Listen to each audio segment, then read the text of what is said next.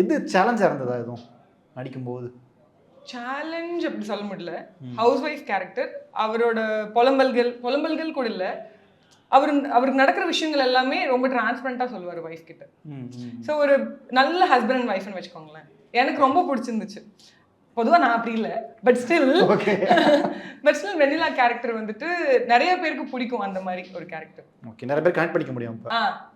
இதுதான் ஒரு இடத்துல சொன்ன மாதிரி, சரி இந்த மாதிரி வைஃப் இருந்தா நல்லா இருக்குமே, அந்த மாதிரி ஒரு ஃபீல் கொடுப்பாங்க வெண்ணிலா. ஓகே, அப்ப நிறைய பேரோட ட்ரீம் நீங்க தான். நிறைய பேருக்கு ஆக்சுவலா பசங்களுக்கு என்ன கனவு இருக்கும், வைஃப்னா இப்படி இருக்கணும்.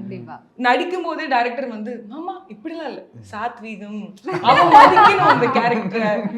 நமக்கு என்னதான் நம்ம பர்ஃபார்ம் பண்ணாலும் ஏதோ ஒரு இடத்துல நம்மளோட கேரக்டர்ஸுக்கு அவர் பிஹேவியர்ஸ் குட்டி வரும்ல, இது சாத்வீகம், அவன் வந்துட்டு வைஃபை ரொம்ப ரெஸ்பெக்ட் பண்ணுவான். அந்த மாதிரி விஷயங்கள் எல்லாமே டைரக்டர் ஒவ்வொரு டைம் சொல்லுவார். ஓகே, ஸோ அப்படி கிரியேட் பண்ண கேரக்டர் தான் வெண்ணிலா. ஓகே.